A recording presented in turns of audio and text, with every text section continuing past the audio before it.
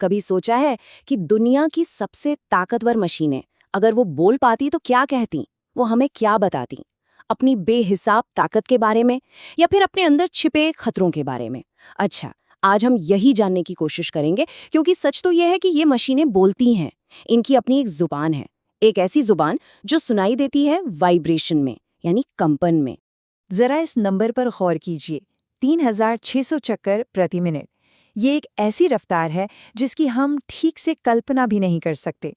इसे समझने के लिए ऐसे सोचें, कई टन वजनी एक रोटर एक हेलीकॉप्टर के पंखों से भी ज्यादा तेजी से घूम रहा है। इसमें जो ऊर्जा है वो वाकई में अकल्पनीय है। तो फिर सवाल ये उठता है कि घूमते हुए स्टील के इन कई टन भारी टुकड़ों को बिखरने से आखिर रोकता क्या है? जवाब बहुत सीधा सा है, उन्हें सुनना, उनकी भाषा को समझना। तो चलिए शुरू करते हैं। हमारा पहला हिस्सा है धार पर खड़े दैत्य। यहाँ हम उस चुनौती को समझेंगे कि इतनी जबरदस्त काइनेटिक एनर्जी को संभाला कैसे जाता है। क्योंकि देखिए, इतनी तेज रफ्तार पे जरा सा भी मामूली सा भी असंतुलन एक बहुत बड़ी तबाही ला सकता है। यहाँ दांव बहुत ऊंचे हैं और गलती की कोई गुंजाइश बिल्कुल नहीं है। तो इन खतरों को टाला कैसे जाए? यहीं आता है हमारा दूसरा हिस्सा, मशीनों को आवाज देना। हम इन खामोश विशाल मशीनों को बोलने का एक तरीका देते हैं, और वो तरीका है वाइब्रेशन मॉनिटरिंग सिस्टम, जिसे हम शॉर्ट में वीएमएस कहते हैं। ये असल में सेंसर और सॉफ्टवेयर का एक ऐसा मिला-जुला सिस्टम है जो किसी टरबाइन के लिए उसके नर्वस सिस्टम की तरह काम करता है, उसकी हर एक हरकत को महसूस करता है। ये सिस्टम टरबाइन के फिजिकल वाइब्रेशन को बहुत ही सटीक डेटा में बदल देता है। इससे होता ये है कि इंजीनियर्स को रियल टाइम में यानी पल पल उसकी सेहत की खबर मिलती रहती है। कह सकते हैं कि ये मैकेनिकल हलचल को काम की जानकारी में बदल देता है।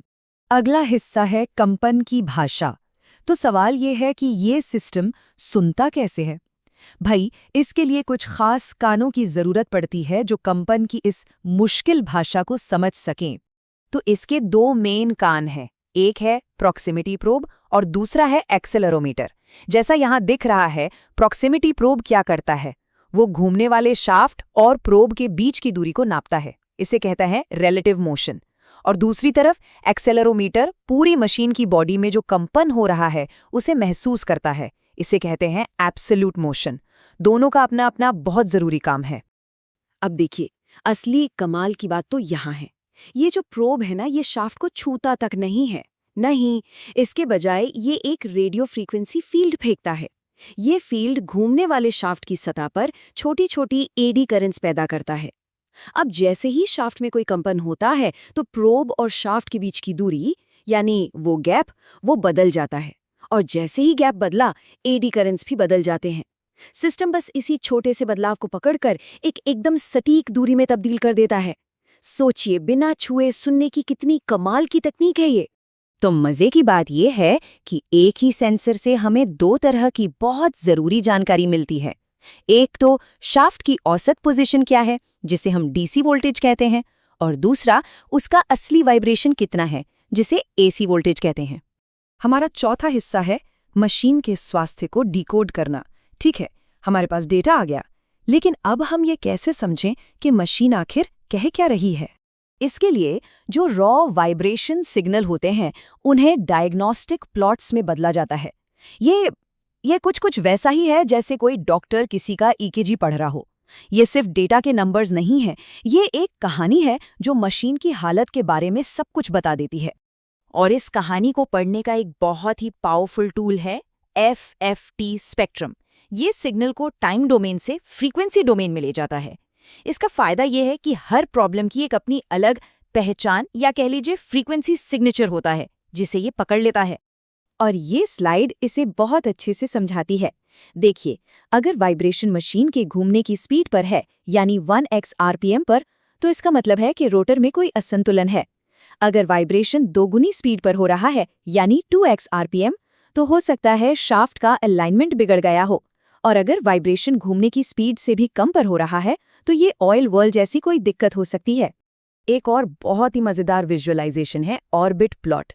इसमें दो प्रोब्स का इस्तेमाल करके बेरिंग के अंदर शाफ्ट कैसे घूम रहा है उसका एक 2D नक्शा बनाया जाता है।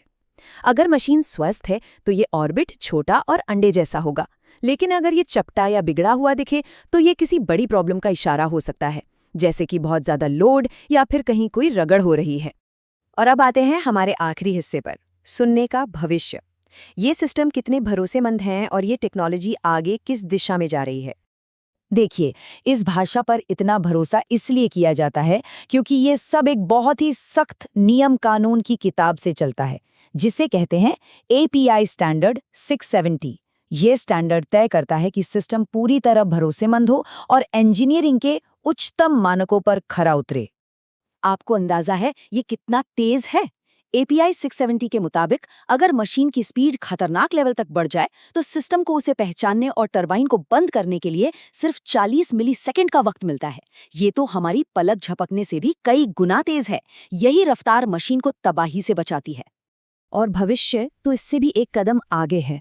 अब हम सिर्फ प्रॉब्लम होने पर रिएक्ट करने से आगे बढ़कर भविष्यवाणी करने की तरफ जा रहे हैं। AI और मशीन लर्निंग की मदद से ये सिस्टम अब किसी भी बड़े अलार्म के बजने से बहुत पहले ही फेलियर के पैटर्न को पहचान सकते हैं। तो ये पूरी कहानी हमें एक बहुत बड़े सवाल के पास लाकर छोड़ देती है। अगर हमारी सबसे ताकतवर मशीनों की भी एक आवाज हो सकती है जिसे हम सुनना सीख सकते हैं, तो फिर और क्या-क्या है जिसे हमें सुनना चाहिए? शायद कुदरत में या फिर हमारे अपने बनाए सिस्टम्स में। न जाने कितनी ही ऐसी अनसुनी जुबानें हैं जिन्हें समझने का वक्त शायद अब आ गया है।